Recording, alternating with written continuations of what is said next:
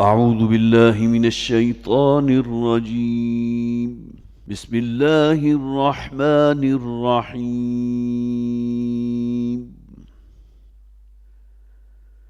إن الذين يكفرون بآيات الله ويقتلون النبيين بغير حق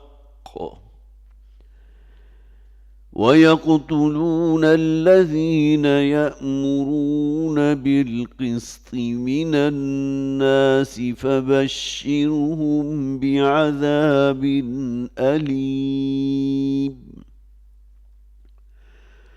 أولئك الذين حبطت أعمالهم في الدنيا والآخرة وما لهم من ناصرين. ألم تر إلى الذين أوتوا نصيبا من الكتاب يدعون إلى كتاب الله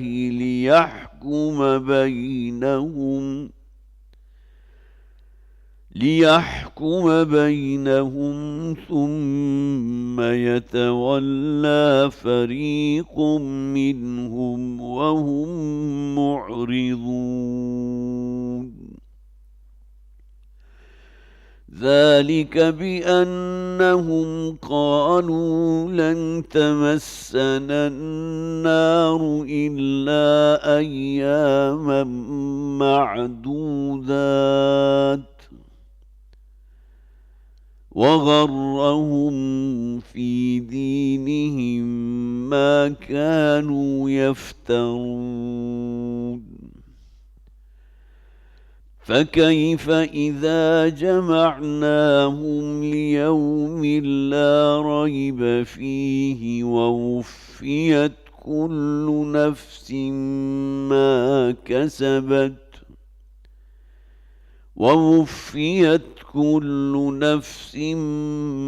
كسبت وهم لا يظلمون. قل اللهم مالك الملك تؤتي الملك من تشاء وتنزع الملك ممن تشاء وتعز من تشاء وتذل من تشاء بيدك الخير إنك على كل شيء قدير.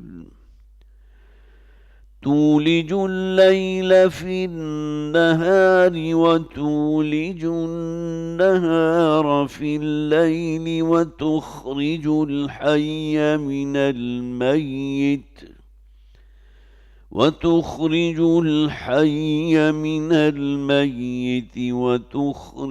الميت من الحي وترزق من تشاء بغير حساب. صدق الله العظيم. رب اشرح لي صدري ويسر لي أمري واحلل عقدة من لساني يفقه قولي. اللهم ألهمنا رشدنا واعذنا من شرور أنفسنا آمين या रब्बल आलमीन। हज़रात, पिछली मरतबा हमने सूरह आल इमरान का दूसरा रुकू मुकम्मल किया था। दूसरे रुकू का निस्फ़ अव्वल हम एक नशिस्त पहले पढ़ चुके थे और पिछली मरतबा निस्फ़ सानी पर हमारा मुज़ाकरा हुआ था। मुज़ाकरा नहीं बल्कि यूनिलैटरल उसका दर्स हुआ था। चंद आयात जो ख़ास तौर पर बड़ी अहमियत की हामिल थी। जैसा कि मैंने अर्ज़ किया था कि ये आयात वो हैं जो ग़ज़वा बदर के बाद हुजूर पर नाजिल हुई और ये बहुत बड़ा एक मज़हर था इस बात का कि अल्लाह ताला ने इंतहाई कलील तादाद में मुसलमानों का जो लश्कर, क्या कहना है, एक जिसे आप कहिए कि एक गिरोह के जो निकला था मदीना से, اس قافلے کا رستہ روکنے کے لیے جو ابو سفیان شام سے لے کر واپس مکہ آ رہے تھے. تو جیسا کہ میں نے عرض کیا تھا جنگ کا ارادہ ہی نہیں تھا، بہت ہی محدود جسے آپ کہیے تعداد لوگوں کی، اور سامان حرب جو جنگی سامان ہوتا ہے وہ نہ ہونے کے برابر. اللہ تعالیٰ نے عظیم الشان فتح عطا فرمائی. تفصیل سے میں نے ذکر کیا تھا ایک آیت میں جو ہم نے پچھلی مرتبہ پڑھا. یہاں گویا کہ اس بات کی آگے نوید دے دی گئی، قُلْ لِلَّذِينَ كَفَرُوا سَتُغْلَبُونَ وَتُحْشَرُونَ إِلَىٰ جَهَنَّمَ وَبِئْسَ الْمِہَادُ. اے نبی اب ان کافروں سے آپ کہہ دیجئے کہ تم لازماً مغلوب ہوگے. اسی کا ایک مظہر غزوہ بدر میں جو ہزیمت اور جو شکست اٹھانی پڑی مشرکین مکہ کے لشکر کو، ستغلبون، تم لازماً مغلوب ہو کر رہو گے. اس دنیا میں تو گویا کہ تم مغلوب ہوگے ہی، لیکن آخرت میں وَتُحْشَرُونَ إِلَىٰ جَهَنَّمَ، اور آخرت میں تمہیں جو ہے جہنم میں جمع کر دیا جائے گا، اور وہ بہت ہی برا ٹھکانہ ہوگا.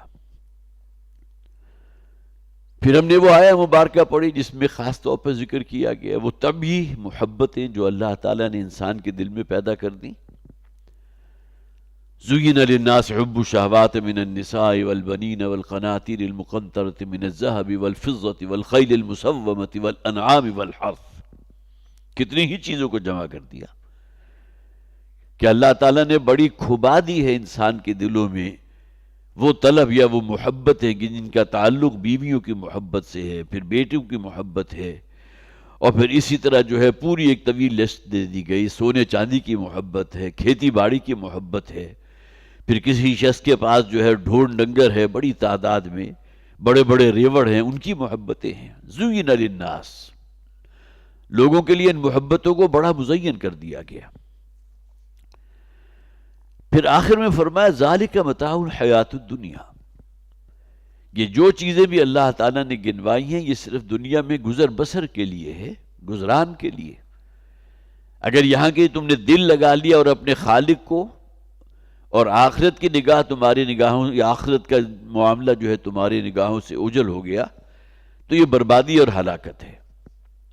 تو ذالک متاع الحیات الدنیا، یہ دنیا میں گزر بسر کے لیے اللہ تعالیٰ نے تمام چیزیں اور محبتیں تمہارے اندر پیدا کر دی. اور ظاہر ہے کہ پھر کیا شے ہے، جیسا کہ ہم نے پچھلی مرتبہ بھی پڑھا تھا وَمَا الْحَيَاةُ الدُّنْيَا إِلَّا مَتَاعُ الْغُرُورِ، اور دنیا کی زندگی سوائے دھوکے کے سامان کے کچھ نہیں. اور آگے بہت ہی لطیف انداز میں اشارہ کیا گیا قُلْ أَوْنَبِّئُكُمْ بِخَيْرٍ، اے نبی ان سے کہہ دیجئے یہ دنیاوی مال و اسباب جو ہیں جن کا بھی ذکر کر دیا گیا، کیا میں تمہیں اس سے آگے بڑھ کر بہت آگے کی خیر نہ بتاؤں، کامیابی، فوز و فلاح جو آخرت میں تمہارے حصے میں آئے گی.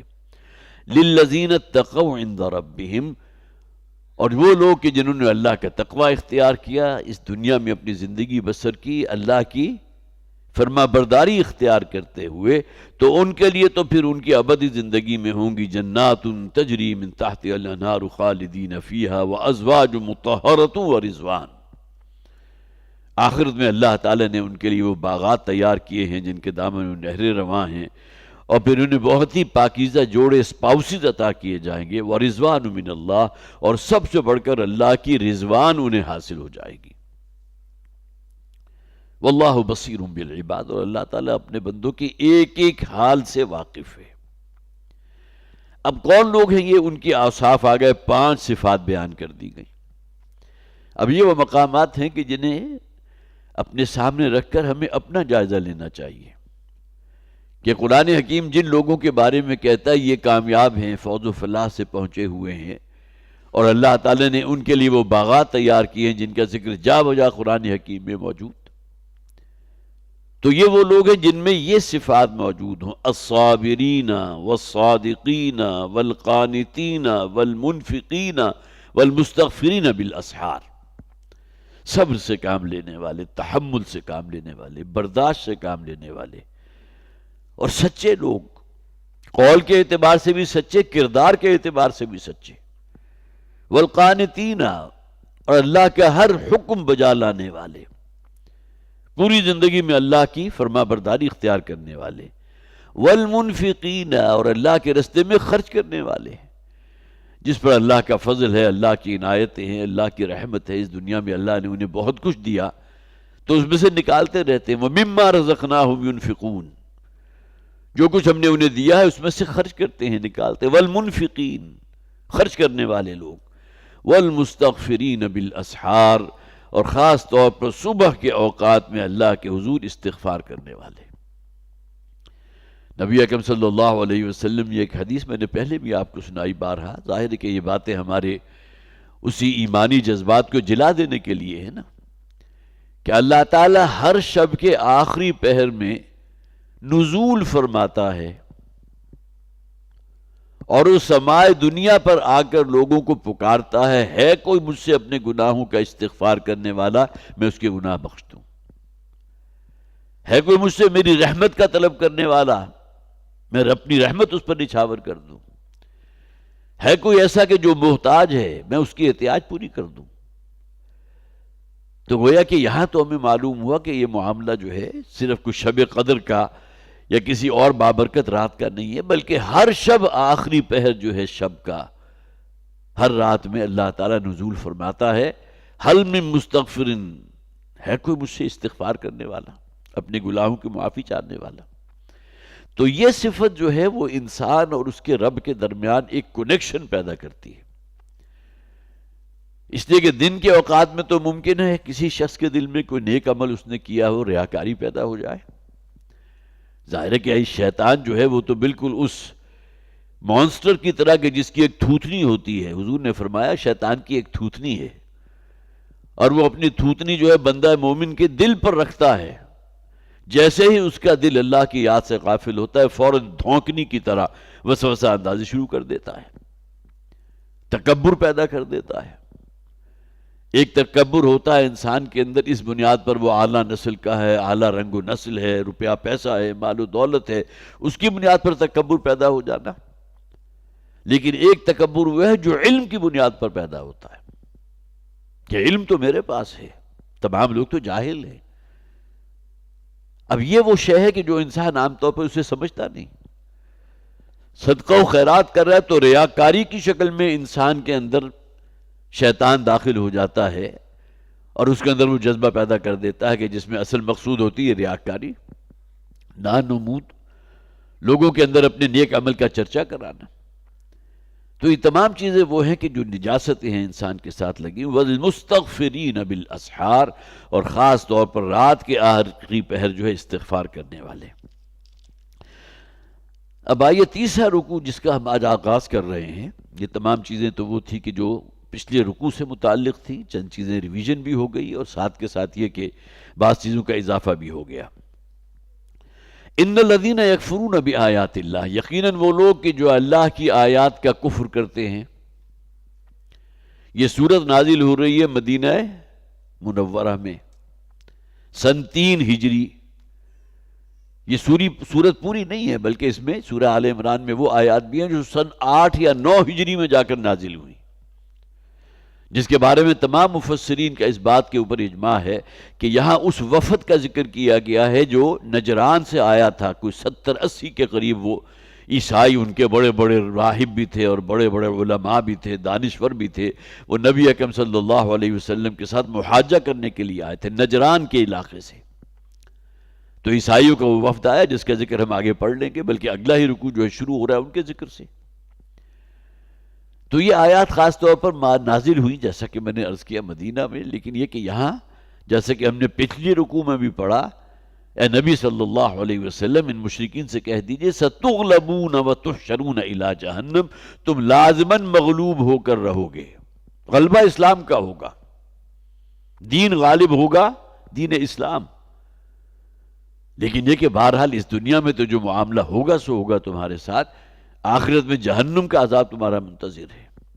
تو یقیناً وہ لوگ جو کفر کرتے ہیں اللہ کی آیات کا، وَيَقْتُلُونَ النَّبِيِّينَ بِغَيْرِ حَقٍّ، اور وہ نبیوں کو قتل کرتے ہیں ناحق۔ نبی کون ہوتا ہے؟ اللہ کا فرشتہ تھا، انسانوں میں سے ایک شخصیت جسے اللہ چن لیتا ہے لوگوں کی ہدایت اور رہنمائی کے لیے، جس کا ذکر سورہ حج میں کیا گیا۔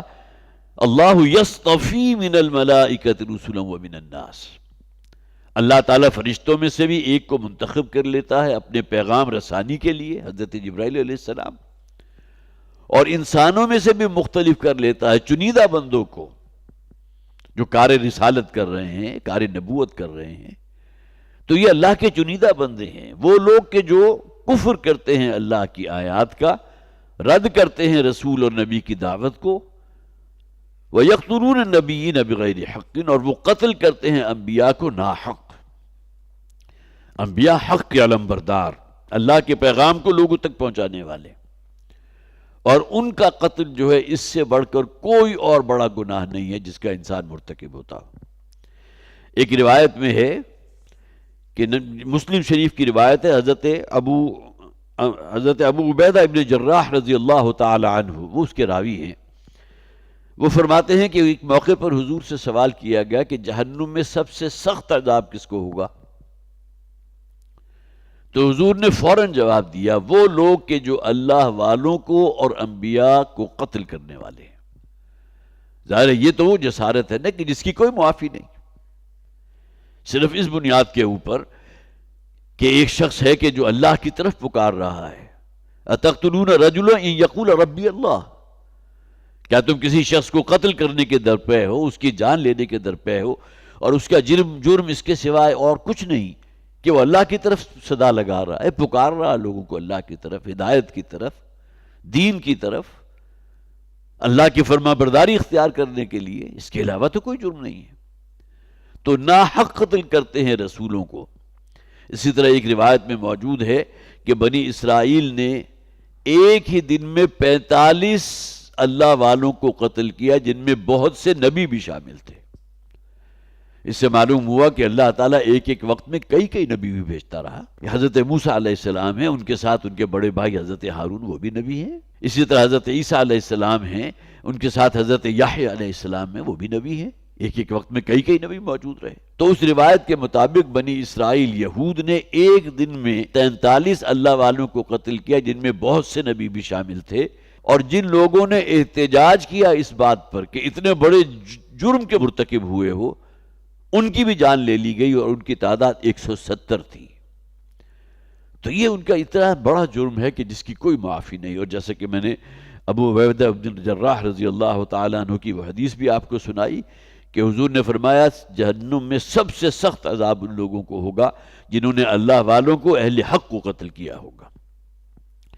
وَيَقْتُلُونَ الَّذِينَ يَأْمُرُونَ بِالْقِسْطِ مِنَ النَّاسِ، اور نہ صرف یہ کہ انبیاء کے قتل کے مرتکب ہوئے، بلکہ وہ لوگ کہ جو عدل و انصاف کے علم بردار بن کر کھڑے ہوئے تھے، انہیں بھی قتل کیا۔ یقتلون الذین یأمرون بالقسط، اور وہ قتل کرتے تھے ان لوگوں کو کہ جنہوں نے عدل و انصاف کا حکم دیا، عدل و انصاف سے کام لیا، اس کے داعی اور اس کو پکارنے والے بن گئے لوگوں میں سے۔ فبشرہم بعذاب علیم، تو اے نبی صلی اللہ علیہ وسلم آپ انہیں تو خوشخبری دے دیجئے بہت دردناک عذاب کی۔ دیکھیے بشارت کا لفظ ہمارے ہاں عام طور پر عربی زبان میں بھی استعمال ہوتا ہے، فبشر للعباد، اللہ کے ان بندوں کو بشارت دے دیجئے جنہوں نے اس دنیا میں رہتے ہوئے صبر کر سے کام لیا، جنت کے مستحق بنا لیا اپنے آپ کو۔ یہ بشارت تو سمجھ میں آ رہی ہے، خوشخبری ہے نا۔ بشارت کسے کہتے ہیں؟ نوید کو، خوشخبری کو۔ لیکن قرآن حکیم بعض مقامات کے اوپر یہی اصطلاح استعمال کرتا ہے ذرا ٹونٹنگ انداز میں۔ یہاں فرمایا فبشرہم بعذاب علیم، ان لوگوں کو تو آپ خوشخبری سنا دیجئے، بشارت دے دیجئے بہت ہی دردناک عذاب کی۔ اولئک الذین حبطت اعمالہم فی الدنیا والآخرہ، اس دنیا میں اگر ظاہراً لوگوں کو دکھانے کے لیے کوئی نیکی کے، خیر کے کوئی کام کیے بھی تھے، تو اللہ تعالیٰ ان کی تمام نیکیوں کو اکارت قرار دے دے گا۔ حبط اعمال، یہ بہت بڑی اللہ تعالیٰ کے طرف سے سزا ہوتی ہے ان لوگوں کے لیے جو کسی بڑے جرم کے مرتکب ہوتے ہیں۔ اور یہاں نوٹ کیجئے، سورہ حجرات اچانک میرے ذہن میں آ گئی، وہاں بھی اسی حبط اعمال کا ذکر ہے، ان تحبط اعمالکم وانتم لا تشعرون۔ وہ لوگ کہ جو اپنی آوازوں کو نبی کی آواز سے بلند کر لیتے ہیں، اپنی آواز کے اندر سختی پیدا کر دیتے ہیں، نبی کی آواز پر اپنی آواز کو بلند کر دیتے ہیں، تو ان کے لیے فرمایا گیا اگر یہ کام کہیں تم سے صادر ہو گیا تو تمہارے تمام اعمال نیکیاں اکارت قرار دے دی جائیں گی۔ اور بڑا خوبصورت واقعہ ہے صلح حدیبیہ کے موقع پر، جو نبی اکرم صلی اللہ علیہ وسلم نے جب حکم دیا تھا کہ جو لوگ بھی اپنے ساتھ قربانی کے جانور لائے ہیں وہ ذبح بھی کر دیں، اپنے احرام سے بھی نکل آئیں، اس لیے کہ عمرے کے ارادے سے نکلے تھے، تقریباً 1200 کی 1200 یا 1300 کی تعداد تھی مسلمانوں کی۔ بہرحال بالآخر تفصیل بہت طویل ہے، لیکن یہ کہ بالآخر وہ صلح حدیبیہ جو صلح نامہ جو ہے وہ لکھا گیا، اور حضور نے کہہ دیا کہ اب معاملہ ختم ہوا، ہم آئے تو ارادے سے تھے کہ ہم عمرہ کریں گے، لیکن یہاں حالات ایسے نہیں ہیں، لہذا ہمیں واپس جانا ہوگا۔ تو حکم دے دیا حضور نے کہ جو بھی قربانی کے جانور لائے ہو، ظاہر ہے کہ اب اس نیت سے لائے تو یہاں ان کو ذبح کر دو، اور پھر یہ کہ اپنے احرام سے باہر آ جاؤ۔ اس موقع پر ظاہر ہے مسلمانوں کے دل جو پہلے ہی بہت صدمے سے، جسے آپ کہیے کہ دوچار ہوئے تھے، کہ بظاہر بڑا دب کر صلح نامہ تشکیل دیا گیا تھا، اور اس کے اندر بہت سی دفعات ایسی تھی جو مسلمانوں کے لیے کسی درجے میں قابل قبول نہیں تھی، لیکن اس کے باوجود اللہ کے رسول کا حکم تھا۔ اور اس بات کو بھی ذہن میں رکھیے کہ اس موقع کو قرآن حکیم نے فرمایا اِنَّا فَتَحْنَا لَكَ فَتْحًا مُبِينًا، اے نبی صلی اللہ علیہ وسلم ہم نے آپ کو فتح مبین عطا کر دی۔ اور سب کے نزدیک اس پر اتفاق ہے، یہاں فتح مبین سے مراد صلح حدیبیہ ہے۔ بظاہر وہ دب کر صلح کی گئی تھی، اور مسلمانوں کے دل جو تھے، جسے آپ کہیے کہ بڑی زخمی تھے، حضرت عمر رضی اللہ تعالیٰ عنہ نے تھوڑی سی اس موقع پر جسارت کی اور حضور کی خدمت میں تشریف لے گئے، اور ذرا اپنی آواز کو کچھ بلند کیا، جس کا ساری عمر انہیں افسوس رہا کہ کاش کہ میں نے یہ کام نہ کیا ہوتا۔ اور اس کے بعد خود وہ فرماتے ہیں، اور اس کے بعد میں نے کتنے ہی صدقات اور کتنی ہی نوافل ادا کیے، کتنی ہی نیکیاں کمائی، صرف اس خیال سے کہ اس موقع پر میری آواز جو ذرا بلند ہوئی تھی حضور صلی اللہ علیہ وسلم کے سامنے، اس کی کسی طرح تلافی ہو جائے۔ لیکن یہ کہ بہرحال ایسا معاملہ ہو گیا، وہ حضور کی خدمت میں حاضر ہوئے۔ کیا ہم حق پر نہیں ہیں؟ کیا یہ دین اسلام سچا نہیں ہے؟ پھر ہم دب کر کیوں صلح کر رہے ہیں؟ تو نبی اکرم صلی اللہ علیہ وسلم مسکراتے رہے، اس لیے کہ وَمَا يَنطِقُ عَنِ الْهَوَىٰ إِنْ هُوَ إِلَّا وَحْيٌ يُوحَىٰ، حضور جو کر رہے تھے اللہ کے حکم سے کر رہے تھے، لہذا آپ کو تو اطمینان تھا۔ اور بعد میں اس کی تصویب بھی ہو گئی کہ قرآن حکیم میں اس ایونٹ کو، یہ جو صلح حدیبیہ کے موقع پر جو کچھ ہوا تھا، اسے فتح مبین قرار دیا گیا۔ تو یہاں حبط اعمال صرف اس بنیاد کے اوپر کہ اگر کسی شخص سے گستاخی کا ارتکاب ہو گیا نبی اکرم صلی اللہ علیہ وسلم کی جواب میں، تو اس کی تمام نیکیاں جو ہیں اکارت قرار دے دی جائیں گی۔ آج بھی اس کا اطلاق ہوتا ہے کہ آج اگر ہماری رائے، والد محترم بڑی خوبصورتی سے اس بات کو بیان کیا کرتے تھے، کوئی ایک مسئلہ درپیش ہے، اس کے بارے میں میری اپنی رائے ہے، فلاں شخص کا اپنا فلسفہ ہے، فلاں کی اپنی منطق ہے، فلاں کی اپنی رائے ہے، وہ تمام اپنی اپنی آراء بیان کر رہے ہیں۔ ایسے موقع پر کوئی شخص اگر یہ کہہ دے کہ اس معاملے سے متعلق اللہ کے نبی کا یہ قول موجود ہے، صحیح حدیث میں موجود ہے، اس کے باوجود بھی اگر کوئی شخص اپنی آواز یا اپنی رائے یا اپنی منطق اور اپنے فلسفے کو بالا تر رکھتا ہے، تو گویا کہ وہ بھی ارتکاب کر رہا ہے کہ اس نے اپنی رائے، اپنی آواز کو حضور کی آواز سے بلند تر کر دیا، جس کا نتیجہ کیا نکلے گا کہ تمہارے تمام اعمال اکارت قرار دے دیے جائیں گے۔ وہی حبط اعمال ہے جس کا یہاں ذکر کیا گیا کہ ان مشرکین کو اب آپ خوشخبری سنا دیجئے بہت دردناک عذاب کی۔ اولئک الذین حبطت اعمالہم فی الدنیا والآخرہ، یہ وہ لوگ ہیں کہ جن کے اعمال اکارت قرار دے دیے جائیں گے اس دنیا کے اعتبار سے بھی، اور آخرت میں تو ان کے ہاتھ پلے کچھ آنے والا نہیں۔ وما لہم من ناصرین، اور وہاں کوئی ان کا مددگار نہیں ہوگا۔ بڑا زوم ہے انہیں اپنے دیویوں پر اور دیوتاؤں پر، یہ فرشتے کی بیٹیاں ہیں، فلاں بزرگ کا مجسمہ ہم نے بنا کر رکھ لیا، فلاں قبر کو جا کر ہم نے جو ہے وہ منت مانگی تھی، یہ کر دیا تھا، وہ کر دیا تھا، کوئی شے وہاں کام آنے والی نہیں۔ الم تر الی الذین اوتوا نصیبا من الکتاب، اب یہاں دیکھیے اہل کتاب کا پھر ذکر ہو رہا ہے، یہود و نصارہ دونوں آ جاتے ہیں اہل کتاب میں۔ کیا تم نے غور کیا ان لوگوں کے معاملے میں کہ جنہیں کتاب میں سے ایک حصہ دیا گیا تھا؟ اوتوا نصیبا من الکتاب یدعون الی کتاب اللہ، اللہ تعالیٰ نے جو سلسلہ ہدایت اور رہنمائی کے لیے نازل فرمایا، مختلف الہامی صحیفوں کی شکل میں بھی تھا، کتابوں کی شکل میں بھی تھا۔ قرآن بھی ہے، تورات بھی ہے، زبور بھی ہے، انجیل بھی ہے، صحف ابراہیمی کا ذکر بھی قرآن میں ملتا ہے۔ تو الم تر الی الذین اوتوا نصیبا من الکتاب، کیا تم نے دیکھا ان لوگوں کے معاملے کو کہ جنہیں کتاب میں سے کچھ حصہ دیا گیا تھا؟ گویا کہ اللہ تعالیٰ کا وہ جو سلسلہ ہے اس میں سے ایک حصہ کتاب کی صورت میں دیا گیا۔ یدعون الی کتاب اللہ، کہ جنہیں پکارا جاتا ہے، بلایا جاتا ہے اللہ کی کتاب کی طرف۔ اب کتاب میں کیا ہے؟ بندگی اختیار کرو اپنے رب کی جس کے سوا کوئی معبود نہیں، اپنے آپ کو اس کی دی ہوئی ہدایات کے مطابق زندگی بسر کرنے کا عادی بناؤ، جو اوامر ہیں، جن چیزوں کا حکم دیا اس پر بلا چون و چرا عمل کرو، اور جو چیزیں جن سے روک دیا گیا ہے، جو محرمات ہیں، ان سے رک جاؤ۔ کتاب اللہ میں یہی چیزیں ہیں نا۔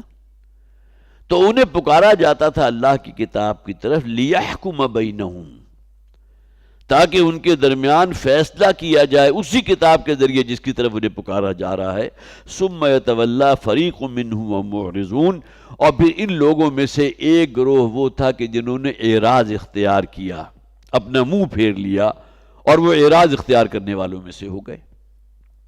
اس کے پس منظر میں ایک واقعہ ہے جو کتب احادیث کے اندر موجود ہے، کہ اس کا شان نزول جسے کہتے ہیں کہ یہ آیت جو نازل ہوئی تھی اس کے پس منظر میں کوئی خاص واقعہ ہے، اور وہ واقعہ یہ ہے کہ نبی اکرم صلی اللہ علیہ وسلم کی یہ مدنی زندگی کا واقعہ ہے۔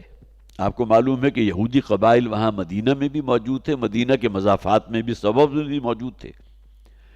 تو ایک یہودی مرد اور ایک عورت، یہ دونوں شادی شدہ تھے، ان سے زنا کا جرم جو ہے اس کا ارتکاب ہو گیا۔ اولاً انہیں خوب معلوم تھا کہ زنا کی سزا ہماری شریعت میں، تورات میں رجم ہے، خاص طور پر وہ زنا کہ جس میں زانی یا زانیہ جو ہے دونوں شادی شدہ ہوں۔ لیکن یہ حضور کے پاس پہنچ گیا کہ ہم آپ سے رائے لیتے ہیں کہ یہ معاملہ ہو تو گیا، اور ممکن ہے اس کی گواہیاں جو ہیں وہ بھی آ چکی ہوں، اور ہر اعتبار سے معاملہ بالکل کرسٹل کلیئر ہو، اور اس سے بھی آگے بڑھ کر ان دونوں نے اقرار بھی کر لیا ہو، ثبوت فراہم ہو جائیں، تو اقرار سے تو انسان نہیں نکل سکتا۔ حضور کی خدمت میں پیش ہوئے تو حضور نے ان سے کہا کہ اپنی تورات لے کر آؤ۔ اب وہ تورات لے کر آئے، اور ایک یہودی جو بھی ان کا ربی تھا یا جو بھی علماء میں سے تھا، اس نے کتاب کھول کر اور کہا کہ بتاؤ وہ جگہ کا جہاں یہ جو زنا کا جو ارتکاب ہوتا ہے، اور خاص طور پر شادی شدہ اگر اشخاص ہوں تو ان کے لیے جس سزا کا ذکر ہے۔ تو اس نے وہ آیات کچھ پڑھی کہ جس میں ذکر تھا کہ ایسے شخص اور ایسی عورت کو جو ہے اس کا سر مونڈ کر اور اس کا چہرہ جو ہے سیاہ کر کے کسی گدھے کی پشت پر لاد کر صبح سے شام تک پوری بستی کے اندر اس کو چکر لگایا جائے، بس یہ سزا ہے۔ اور اس کے بعد وہی تورات کو اور آگے سے پڑھنا شروع کر دیا۔ اسی محفل میں حضرت عبداللہ ابن سلام رضی اللہ تعالیٰ عنہ، جو یہودی علماء میں بہت ایک امتیازی مقام رکھتے تھے، حضور پر ایمان لے آئے تھے، انہوں نے فوراً ٹوک دیا کہ حضور یہ جو پڑھنے والا ہے تورات کا، اس نے وہ الفاظ یہاں سے نہیں پڑھے کہ جس کا ذکر تورات میں موجود۔ انہیں تو معلوم تھا کہ جس میں یہ ذکر موجود ہے کہ شادی شدہ جو زانی ہوگا وہ جو منہ سیاہ کر کے اور سر مونڈ کر اور گدھے کی پشت پر لاد کر اس کو پورے بستی میں پھرایا جائے، وہ اس شخص کی سزا ہے کہ جو شادی شدہ نہ ہو۔ شادی شدہ کا ذکر موجود ہے رجم کا۔ تو نبی اکرم صلی اللہ علیہ وسلم سے آپ نے اس یہودی سے کہا کہ اپنا ہاتھ اٹھاؤ۔ اس نے اپنا ہاتھ رکھا ہوا تھا ان الفاظ کے اوپر جس میں رجم کا ذکر موجود تھا، اور پھر نبی اکرم صلی اللہ علیہ وسلم کا بھی وہی فیصلہ تھا جو تورات کا فیصلہ تھا، اور اس یہودی مرد کو اور یہودی عورت کو دونوں کو رجم کیا گیا علی رؤوس الاشہاد۔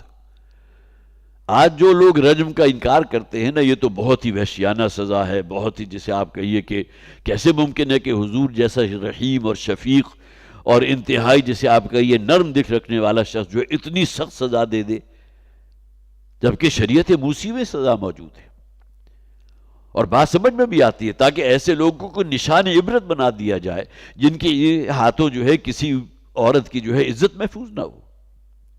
تو اس آیت کے پس منظر میں وہ واقعہ موجود ہے، الم تر الی الذین اوتوا نصیبا من الکتاب، کیا آپ نے دیکھا اس شخص کے معاملے کو، ان لوگوں کو جنہیں کتاب میں سے حصہ دیا گیا، یدعون الی کتاب اللہ، انہیں پکارا جاتا ہے آؤ اللہ کی کتاب کی طرف، اس کے مطابق فیصلہ کرو، لیحکم بینہم، تاکہ ان کے درمیان فیصلہ کیا جائے عدل و انصاف کی بنیاد پر، ثم یتولی فریق منہم وہم معرضون، اور پھر ان میں سے کچھ لوگ وہ ہوتے ہیں جو اپنا رخ پھیر لیتے ہیں اور اعراض کرنے والے ہیں۔ ذالک بانہم قالوا لن تمسنا النار الا ایاما معدودات۔ اب یہ اتنے بڑے جرم کے جو مرتکب ہوئے تو کس بنیاد پر؟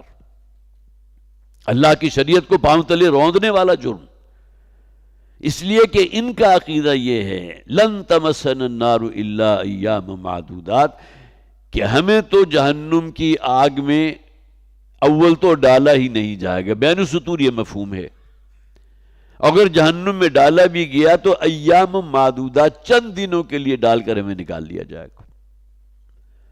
حالانکہ ان بدبختوں کو یہ معلوم نہیں کہ جہنم میں چند دن کیا، صرف چند لمحوں کے لیے داخل کر دیا جائے تو جہنم اپنی تمام شدت اور غلظت جو ہے ان پر آشکار کر دے گی۔ اس کے اندر جو شدت ہے اور اس کا جو عذاب ہے وہ تو ایک لمحے کے اندر اپنے آپ کو پوری طرح واضح کر دے گا۔ لیکن ان کا یہ عقیدہ بن چکا تھا، اور اس کے لیے انہوں نے کہاں سے دلائل اکٹھے کیے ہوں گے، اور کس طرح تورات کے احکامات کے اندر رد و بدل کیا ہوگا، اور کس طرح ان آیات کو بالکل حذف کر دیا گیا ہوگا کہ جس کے اندر انہی یہودیوں کے لیے سزا جہنم کا ذکر موجود ہے، لن تمسنا النار الا ایام معدودات۔ یہ ان کا عقیدہ بنیاد بنتا ہے ان کی بے عملی کا اور شریعت کو پاؤں تلے روندنے کا، کہ وہ یہ سمجھتے ہیں کہ ہمیں تو جہنم میں داخل نہیں کیا جائے گا الا ایام معدودات، سوائے معدود چند دنوں کے، گنتی کے چند دن۔ وغرہم فی دینہم ما کانوا یفترون، اور انہوں نے ان کے دین میں انہیں غفلت میں بھی ڈال دیا اور اسی طرح دھوکے میں بھی مبتلا کر دیا ان تمام باتوں پر کہ جو انہوں نے افطرا گڑھے تھے اللہ پر۔ اب یہ عقیدہ کہاں سے آگے؟ تورات میں تو موجود نہیں ہے۔ کتنی ہی اور چیزیں ایسی ہیں کہ جو انہوں نے خود ساختہ شریعت بنا دی، اور اس میں دونوں گناہوں کے مرتکب ہوئے۔ ایک طرف تو وہ گناہ کہ اللہ کی حرام کردہ شے کو اپنے لیے حلال اور جائز قرار دے دیا، اور دوسری طرف ایسی بہت سی چیزیں جو اللہ کے نزدیک جائز ہیں، مباح ہیں، اس میں کوئی حرج کی بات نہیں ہے، ان کو شریعت کے اندر حرام کے طور پر جو ہے شامل کر لیا۔ اب اونٹ کا گوشت حرام، حالانکہ یہ معاملہ نہیں تھا، حضرت یعقوب علیہ السلام کو پسند نہیں تھا۔ حضرت یعقوب کون ہیں؟ سر خیل ہیں بنی اسرائیل کے، انہی کا نام اسرائیل ہے۔ حضرت یعقوب کا اصل نام اسرائیل ہے۔ اسرائیل کے معنی کیا؟ اللہ کا بندہ۔ اسر کہتے ہیں غلام کو، بندے کو، ایل اللہ کو کہتے ہیں۔ تو انہی کے اولاد میں آگے سلسلہ نبوت اور رسالت چلا ہے نا۔ تو انہیں طبعی طور پر اونٹ کا گوشت جو ہے مرغوب نہیں تھا، تو وہ نہیں کھایا کرتے تھے۔ یہودیوں نے اس کو شریعت کا حصہ بنا دیا کہ اونٹ کا گوشت حرام ہے۔ اسی طرح بے شمار اور چیزیں۔ تو جہاں ان کا وہ بہت بڑا جرم تھا کہ انہوں نے ناحق انبیاء کو قتل کیا، اللہ والوں کو قتل کیا، اور یہ کہ حکم دینے والے عدل و انصاف کو ان کے قتل کے مرتکب ہوئے، اسی طرح شریعت کا تیا پانچا کر کے رکھ دیا انہوں نے، اور اسی کا یہاں ذکر ہو رہا ہے وَغَرَّهُمْ فِي دِينِهِمْ مَا كَانُوا يَفْتَرُونَ۔ اور پھر یہ کہ وہ بہکے رہے اپنی اسی دین کے جو تصورات انہوں نے خود ساختہ قسم کے تصورات تھے، جو اپنی بنائی باتیں، جو جھوٹ گڑھے تھے انہوں نے شریعت کے نام پر، وہ انہی کے اندر مبتلا رہے۔ فَكَيْفَ إِذَا جَمَعْنَاهُمْ لِيَوْمٍ لَا رَيْبَ فِيهِ۔ اب یہاں دیکھیے کہ خاص طور پر جھنجھوڑنے کا انداز ہے ہر قرآن کے قاری کے لیے۔ تو کیا بیتے کا اس دن جس دن ہم سب کو جمع کریں گے، وہ دن جس کے بارے میں کوئی شک نہیں ہے،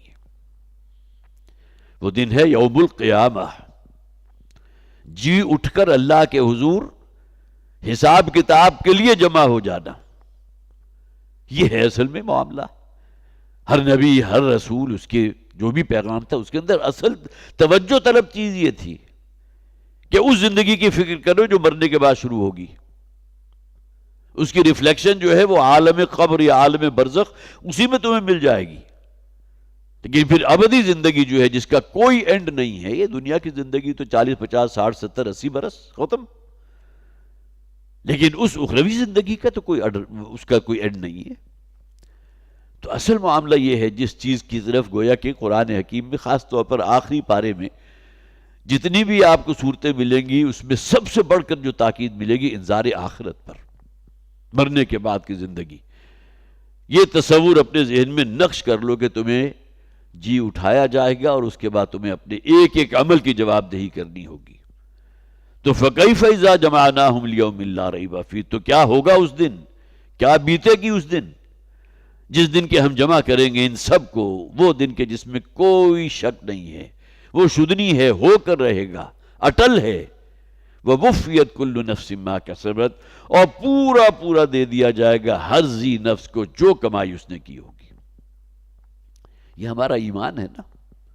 یہ الگ بات ہے کہ اس ایمان کے اوپر ہمیں ایقان نصیب نہیں ہوا، یقین والا ایمان. ایقان تو اسے کہتے ہیں، ورنہ آخرت کی وقوع پر اور عالم آخرت پر انسان کو اگر یقین حاصل ہو تو جانتے بوجھتے وہ کسی حرام کام کا ارتکاب نہیں کر سکتا. ہاں کہیں جذبات کا ریلا آیا، کہیں کوئی غلط فہمی کی بنیاد پر خطا ہو گئی، نسیان ہو گیا، اس کی بنیاد پر اگر انسان کسی گناہ کے اندر ملوث ہو گیا تو الگ بات ہے. لیکن جانتے بوجھتے یہ یقین دل میں ہوتے ہوئے کہ مجھے اپنے اس عمل کی اللہ کے ہاں جواب دہی کرنی ہے، تو کیسے ممکن ہے کہ انسان سے کسی بڑے گناہ کیسے دور ہو؟ بلا من کسب سیئۃ واحاطت بہ خطیئتہ فاولئک اصحاب النار هم فیہا خالدون. کوئی شخص بھی کوئی بڑا گناہ اگر کماتا ہے اور اس کے بعد اسی پر پوری زندگی گزار دیتا ہے تو یہ وہ لوگ ہیں کہ پھر جنہیں اللہ تعالیٰ کے ہاں پھر ان کے لیے کوئی نجات نہیں ہے. تو وفیت کل نفس ما کسبت، اور ہر شخص کو پورا پورا، وفا یوفی ہوتا ہے پورا پورا دے دینا. کسی شخص نے اگر ذرے کے ہم وزن بھی کوئی عمل کیا وہ بھی ریکارڈڈ موجود ہے، اس کا اجر اس کو مل کر رہے گا. اور اس کے برعکس ذرے کے ہم وزن اگر کسی نے کوئی برائی کمائی ہے وہ بھی ریکارڈڈ موجود ہے اور اس کی سزا اس کو مل کر رہے گی.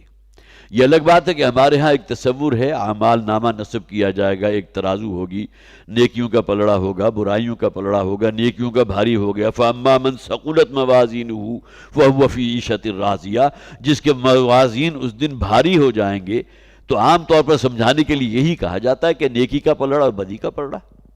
یہ نہیں کہ ہر برائی کی سزا بھی ملے گی اور ہر نیکی کا اجر بھی ملے گا، لیکن ان کو تول تو لیا جائے گا نا، ان کا تول تو ہو جائے گا. تو یہ وہ چیزیں ہیں کہ جو بہرحال آج ہماری سمجھ میں بھی آتی ہیں کہ ہمارے جو ہے ہر شے تولی جاتی ہے، جس کے لیے بڑی خوبصورت مثال دی تھی ہمارے مولانا یوسف خان صاحب نے. کل ہی ہمارا یہاں چونکہ بخاری کا فنکشن تھا کہ ہمارے پاس موبائل ہوتا ہے، اگرچہ برقی سگنلز اس کی طرف آ رہے ہیں، اس کا کوئی وزن نہیں ہے، لیکن ہمارے موبائل کے اندر وہ گیجٹ لگی ہوئی ہے جو آپ کو بتا دیتی ہے اس وقت 25% بیٹری باقی ہے، اس وقت 50% باقی ہے، 70% باقی ہے، اب بالکل جو ہے وہ ڈرین ہونے کے قریب ہے. تو یہ بھی تو آخر اس کا وہ جو بھی برقی ریز ہیں اس کا ایک، جسے آپ کہیے نا اسسمنٹ کا ایک آلہ ہمارے پاس موجود ہے. تو اسی طرح انسان کا ہر عمل جو ہے اس کا تول ہوگا اس دن، اور وہ تولنے کے اعتبار سے جو کہا گیا سورہ قاریہ میں فَأَمَّا مَنْ ثَقُلَتْ مَوَازِنُهُ فَهُوَ فِي عِيشَةٍ رَاضِيَةٍ، تو جس کا تول اس دن وزنی ہوگا، بھاری ہوگا، نیکیوں کا پلڑا، وہ ہوگا گویا کہ اب وہ عیشت راضیہ، وہ زندگی ہوگی اس کی جس میں گویا کہ اب عیش و عشرت بھی ہے، آسان بھی ہے، اور آسائشیں بھی ہیں، اور تمام نعمتیں اور رحمتیں ہیں. وَأَمَّا مَنْ خَفَّتْ مَوَازِنُهُ، اور جس کا وہ پلڑا خفیف رہ گیا، ہلکا رہ گیا، فَأُمُّهُ ہاویہ، تو اس کا ٹھکانہ اب جہنم ہے. تو یہاں فرمایا گیا وَوُفِّيَتْ كُلُّ نَفْسٍ مَا كَسَبَتْ وَهُمْ لَا يُظْلَمُونَ، اور کسی کے ساتھ کوئی ناانصافی نہیں کی جائے گی، بھرپور اجر، جزا و سزا مل کر رہے گی. قُلِ اللَّهُمَّ مَالِكَ الْمُلْكِ تُؤْتِي الْمُلْكَ مَن تَشَاءُ وَتَنزِعُ الْمُلْكَ مِمَّن تَشَاءُ. بڑی خوبصورت آیات ہیں یہ دو، اور بہت ہی دعائیہ انداز بھی ہے اس کا. اب یہاں اگر آپ قُلِ اللَّهُمَّ مَالِكَ الْمُلْكِ کی بجائے دعا کے انداز میں اگر آپ پڑھتے ہیں اللہم یا مالک الملک تؤتی الملک من تشاء وتنزع الملک ممن تشاء، تو گویا کہ دعا بن گئی. لیکن یہاں کہا گیا کہو یہ بات کہ اے پروردگار جو تمام بادشاہوں کا بادشاہ ہے، اس پوری کائنات کا بادشاہ، بادشاہ مطلق، تؤتی الملک من تشاء، وہ عطا فرماتا ہے اپنی بادشاہت اختیار جسے چاہتا ہے، وتنزع الملک ممن تشاء، اور جس سے چاہتا ہے اس اختیار کو، اس بادشاہت کو سلب کر لیتا ہے، وتعز من تشاء، اور جسے چاہتا ہے عزت سے نوازتا ہے، وَتُذِلُّ مَن تَشَاءُ، اور اسے چاہتا ہے وہ ذلیل کر دیتا ہے، کمزور کر دیتا ہے۔ بِيَدِكَ الْخَيْرُ، اے پروردگار تیرے ہاتھ میں خیر ہی خیر ہے، إِنَّكَ عَلَى كُلِّ شَيْءٍ قَدِيرٌ، یقیناً تو ہر شے کی قدرت رکھتا ہے۔ یہ دو آیات ہیں جس کے بارے میں معارف القرآن کا میں مطالعہ کر رہا تھا، تو اس میں امام بغوی رحمۃ اللہ علیہ اپنی تفسیر بغوی میں یہ بات لے کر آئے ہیں۔ یہ ظاہر ہے کہ نبی اکرم صلی اللہ علیہ وسلم کے کسی قول ہی کی بنیاد پر ہوگی کہ ہر نماز کے بعد سورہ فاتحہ، آیت الکرسی اور سورہ آل عمران کی یہ دو آیات جو ابھی میں نے آپ کو پڑھ کر سنائی ہیں، جن میں پہلی آیت کا ترجمہ میں نے آپ کے سامنے کیا ہے، جو شخص بھی ہر فرض نماز کے بعد اس کا اہتمام کرتا ہے تو اللہ تعالیٰ اس کے لیے جنت کے بہت اونچے مقام پر، جو اللہ سے بہت قریب ہے، ایک بہترین محل پیدا فرما دیتا ہے، اس کی تعمیر ہو جاتی ہے۔ تو یہ چیزیں بھی ہمارے سامنے رہنی چاہیے، وہ آیات قرآنیہ جو بڑی عظیم ہیں، جن کے گویا کے پس منظر میں کچھ ایسی باتیں بھی ہیں جو نبی اکرم صلی اللہ علیہ وسلم کے اقوال ہوں یا جو بھی اللہ والے ہیں ان کی طرف سے اپنے تجربات ہوں، ان میں یہ دو آیات بھی موجود ہیں۔ تو قل اللہم مالک الملک، یہ بادشاہت بہت عظیم سلطنت جو ہے اس کائنات کی، اس کا بادشاہ مطلق، یہ کس کے کنٹرول میں ہے؟ کون اسے کنٹرول کر رہا ہے؟ وہ ایک ذات ہے اللہ کی۔ اے پروردگار، یا اللہ جو تمام بادشاہوں کا بادشاہ ہے، یہ بھی کہا گیا، اور یہ بھی کہا گیا کہ تمام بادشاہت جو ہے اسی کے لیے وقف ہے، اس پوری کائنات کا بادشاہ مطلق وہی ہے۔ تؤتی الملک من تشاء، وہ جسے چاہتا ہے عزت بھی دیتا ہے، اسے چاہتا ہے تو اختیار بھی دیتا ہے، اسے چاہتا ہے تو بادشاہت بھی عطا کر دیتا ہے۔ ظاہر ہے کہ جب قرآن نازل ہو رہا تھا تو اس وقت تو کیسر و کسریٰ کا ذکر بھی ہوتا ہوگا، اور اسی طرح جہاں سلطنت روما کا جو شہنشاہ ہوتا تھا قیصر، اسی طرح کسریٰ کون تھے؟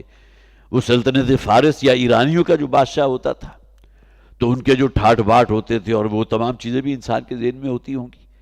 تو گویا کہ بادشاہت کا ایک تصور ہے کہ جو ہر دور میں رہا ہے، اور یہاں فرمایا گیا جسے چاہتا ہے اللہ تعالیٰ سلطنت دیتا ہے، بادشاہت دیتا ہے، اختیار دے دیتا ہے۔ ایک بادشاہت بلکہ خدائی کا دعوے دار فرعون بھی تو گزرا ہے نا، وہ بھی بہت بڑے ملک کا مالک تھا، اور وہ اس کہتا تھا کہ یہ تمام پورا کا پورا ملک گویا کہ میرے کہے کے اوپر چل رہا ہے، ھذی الانہار تجری من تحتی، میرا یہ نظام ہے بچھایا ہوا، اور یہاں جو بھی مخلوق موجود ہے، میں اگرچہ ان کا رب اس معنی میں نہیں ہوں کہ میں نے انہیں پیدا کیا ہے، لیکن میرا حکم سب سے بالا ہوگا۔ اب معلوم ہوا کہ تمہیں حکم میرا ماننا، میں کسی آسمانی ہدایت کا نہ تم سے تقاضا کرتا ہوں اور نہ ہی میں اس کا خود پیروکار ہوں، جو قانون میں بناؤں گا وہ بنے گا۔ فرعونیت اور کسے کہتے ہیں؟ یہ الگ بات ہے کہ انسان اپنی ذات میں خود بھی فرعون بن جاتا ہے جب وہ سمجھے کہ اچھائی اور برائی جو ہے وہ میرے اپنی پسند کے مطابق ہوگی۔ میں نہیں چاہتا کہ میں نہیں اس بات کو مانتا کہ اللہ کا حکم کیا، اللہ کے رسول صلی اللہ علیہ وسلم کا فرمان کیا ہے، جو میں چاہوں گا وہ کرے گا۔ تو اس کے معنی کیا ہوئے کہ فرعونیت ہے اس کے اندر موجود۔ نفس ما ہم کم ترد فرعون نیست لیکن اوراعون ایراعون نیست، میرا اپنا نفس جو بھی ہے وہ بھی فرعون سے کم نہیں ہے۔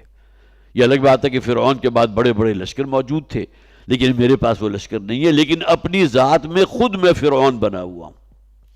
اور یہ فرعونیت کی اصطلاح بھی تو ہمارے ہاں استعمال ہوتی ہے تکبر کی وجہ سے، غرور ہو، مال و دولت کی بنیاد پر، حسب نسب کی بنیاد پر۔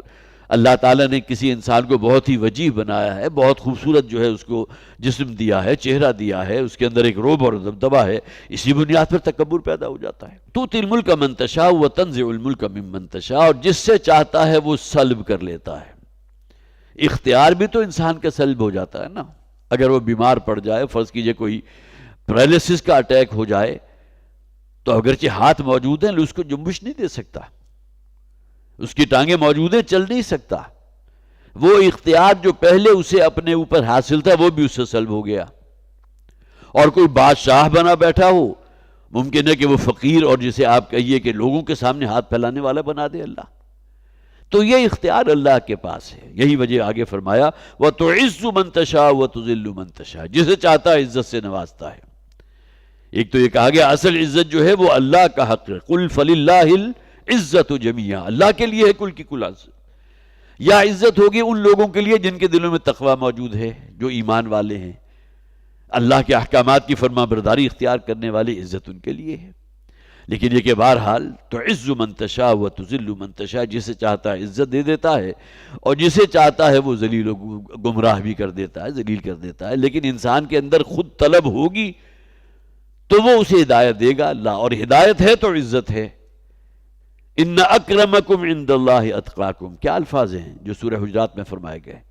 اللہ کے نزدیک سب سے زیادہ عزت دار وہ شخص ہے جس میں تقوی موجود ہو۔ تو عزت کی اصل بنیاد تو تقوی ہے۔ تو تعز من تشاء و تذل من تشاء، یہ دوسرے اعتبار سے بات ہو رہی ہے۔ جسے چاہتا ہے عزت سے نوازتا ہے، جسے چاہتا ہے وہ ذلت سے ہمکنار کر دیتا ہے۔ بیدک الخیر، اور اس بات پر ہمارا ایمان ہونا چاہیے کہ کل کا کل خیر اللہ کے پاس ہے۔ ممکن ہے کہ ہم کسی شے کو اپنے لیے خیر سمجھے جبکہ اللہ تعالیٰ کے علم میں اس میں تمہارے لیے شر ہو۔ عسیٰ ان تحبوا شیئا وہو شر لکم، ممکن ہے کسی شے کو تم اپنے لیے پسند کرو جبکہ اللہ کے علم کامل میں یہ ہے کہ وہ تمہارے لیے مفید نہیں ہے، اس میں تمہارے لیے شر ہے، مضرت ہے۔ وَعَسَىٰ أَن تَكْرَهُوا شَيْئًا وَهُوَ خَيْرٌ لَكُمْ، اور ممکن ہے کسی شے کو تم ناپسند کرتے ہو، اللہ کے علم کامل میں اس میں تمہارے لیے خیر موجود ہو۔ یہاں اس بات کا اقرار ہے بِيَدِكَ الْخَيْرُ، تیرے ہاتھ میں خیر ہی خیر ہے۔ بظاہر کسی شے میں ہمیں اپنے لیے کوئی نقصان کا اندیشہ ہو، کسی تکلیف سے سابقہ پیش آ رہا ہو، لیکن اس میں بھی خیر ہے۔ کتنے ہی لوگ وہ ہیں جو اپنی زندگیوں کا رخ تبدیل کر دیتے ہیں، یو ٹرن لے لیتے ہیں۔ پہلے فسق و فجور والی زندگی تھی اور اس کے بعد اللہ کے تقوی والی زندگی اختیار کر دی، اور اصل وجہ کیا بنی؟ اللہ کی طرف سے کسی آزمائش میں مبتلا ہو گئے، کوئی بہت بڑا نقصان ہو گیا، کسی بیماری کے اندر اللہ تعالیٰ نے مبتلا کیا اور اس کے بعد اس سے نکال بھی دیا، لیکن اس کی اپنی زندگی کا رخ تبدیل ہو گیا۔ تو وہی بات جو میں نے عرض کی ہے کہ کسی شے کو ہم اپنے لیے شر اور نقصان دہ سمجھتے ہوں، لیکن اللہ تعالیٰ کے لیے، اللہ تعالیٰ کی حوالے سے اس کے علم کامل میں اس میں تمہارے لیے بیدک الخیر، کل کا کل خیر جو ہے وہ تیرے ہاتھ میں ہے۔ انک علی کل شیء قدیر، اور یقیناً تو ہر شے کی قدرت رکھتا ہے۔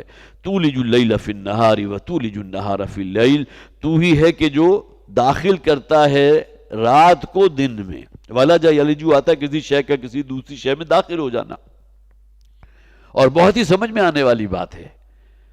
گرمی میں آپ کو معلوم ہے دن بہت طویل ہوتے ہیں، رات بہت چھوٹی ہوتی ہے۔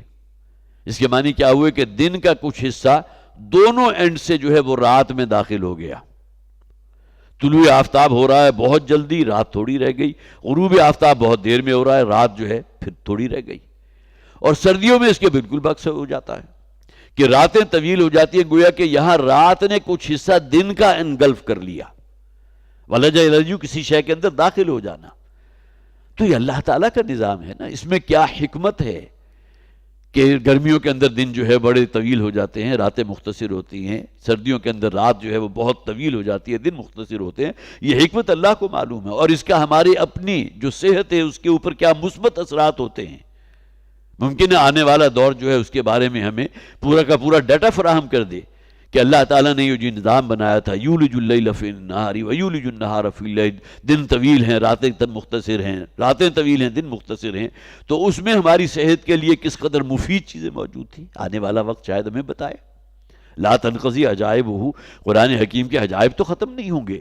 اس آیت کے اندر جو مفہوم ہے، ممکن ہے کہ جیسا کہ میں نے عرض کیا بعد میں ہمیں پتہ چلے، لیکن اللہ تعالیٰ کی جو آیات اور نشانیاں ہیں ان میں بہت بڑی آیت یہ بھی ہے۔ سورج کا طلوع ہونا، غروب ہونا، ان کے اوقات کار، دن کا طویل ہونا، رات کا طویل ہونا۔ وَتُخْرِجُ الْحَيَّ مِنَ الْمَيِّتِ وَتُخْرِجُ الْمَيِّتَ مِنَ الْحَيِّ، اور تو ہی ہے کہ جو نکالتا ہے زندوں کو مردوں میں سے۔ ایک تو ہم جب مر جائیں گے تو ہمیں بھی تو دوبارہ زندہ کرے گا نا، ہماری تو ڈیڈ باڈیز ہیں، اور ڈیڈ باڈی بھی باڈی کی شکل میں موجود نہیں ہے، وہ بھی کہیں پیوند خاک ہو چکی، اس کے اجزاء جو ہے زمین میں جذب ہو چکے۔ کتنے ہی حشرات الارض ہیں کہ جن کے پیٹوں میں گئے، ہمارے انسانی جسم کے مختلف جتنے بھی عناصر تھے ان کے پیٹوں میں چلے گئے، لیکن اللہ تعالیٰ انہی قبروں میں سے، جیسا کہ فرمایا گیا سورہ یاسین کے اندر کہ اللہ تعالیٰ کی آیات میں سے یہ بھی ہے گویا کہ جس میں وَنُفِخَ فِي الصُّورِ فَإِذَا هُم مِّنَ الْأَجْدَاثِ إِلَىٰ رَبِّهِمْ يَنْسِلُونَ، جس دن سور میں پھونکا جائے گا اور تمام مردے جو ہے اپنی قبروں سے زندہ ہو کے نکل پڑیں گے، اور گویا کہ بگٹوٹ دوڑ رہے ہوں گے میدان حشر کی طرف، جہاں اب آخری حساب کتاب ہونے والا انسانیت کا۔ تو یخرج الحی تخرج الحی من المیت و تخرج المیت من الحی، اور اسی طرح تو ہی ہے کہ جو نکالتا ہے مردہ کو زندہ میں سے۔ اب یہ دونوں چیزیں جو ہے ہمارے ہاں عام طور پر وہ مثال دی جاتی ہے کہ انڈا جو ہے مردہ ہے، وہ کسی مرغی نے اپنے نیچے جو ہے کچھ عرصے رکھا، یا ہمارے ہاں جو بہت بڑے اب بن گئے انڈسٹری بن گئی ہے پولٹری کی، وہاں اس کی ہیچنگ ہو گئی تو اس مردہ انڈے میں سے زندہ بچہ نکل آیا۔ یا آپ کا سیڈ ہے سال ہا سال سے پڑا ہوا ڈیڈ سیڈ، آپ اسے زمین میں ڈالتے ہیں، تھوڑی سی اس کی آبیاری کرتے ہیں، اس میں زندگی پیدا ہو جاتی ہے، وہ پھولتا ہے، اور پھر زمین جو ہے اس کے اندر چھوٹا سا شگاف پیدا ہوگا، ایک چھوٹی سی کوپل نکل جائے گی، پودا نکل گیا، تناور درخت بن گیا۔ تو دونوں اعتبارات سے تخرج الحی من المیت و تخرج المیت من الحی و ترزق من تشاء بغیر حساب، اور اے پروردگار تو ہی ہے کہ جو روزی فراہم کرتا ہے، رزق دیتا ہے جسے چاہتا ہے بغیر حساب کے۔ تیرے پیمانے جو ہیں وہ نپے تلے نہیں ہیں، ٹھیک ہے، ہر انسان کے لیے اللہ تعالیٰ نے جو تقسیم مقرر کر دی ہے، لیکن آپ نے دیکھا ہوگا کہ اس دنیا میں کتنے لوگ وہ ہیں جو دنیاوی تعلیم سے بالکل نابلد، لیکن اس دنیا میں روپیہ پیسہ مال و دولت کے حوالے سے دیکھتے ہی دیکھتے کہیں سے کہیں پہنچ جاتے ہیں۔ اس کے برعکس بھی ہوتا ہے بعض اوقات کہ بہت بڑی مال و دولت اور بہت بڑی جائیداد کے مالک جو ہیں بالآخر کسی وقت ایسا بھی ہوتا ہے کہ ہاتھ پھیلانے پر مجبور ہو جاتے ہیں۔ تو وَتَرْزُقُ مَن تَشَاءُ بِغَيْرِ حساب، اور تو دیتا ہے رزق جسے چاہتا ہے بغیر حساب۔ یہاں یہ تیسرا رکوع جو ہے اس کا تقریباً 2/3 ہم نے پڑھ لیا۔ اللہ تعالیٰ ہمیں توفیق عطا فرمائے، اور جن ایمانی باتوں کا یہاں ذکر ہوا ہے اللہ تعالیٰ وہ ایمانی جذبات ہمارے اندر پیدا فرمائے۔ بارک اللہ لی ولکم فی القرآن العظیم ونفعنی وإیاکم بالآیات والذکر الحکیم۔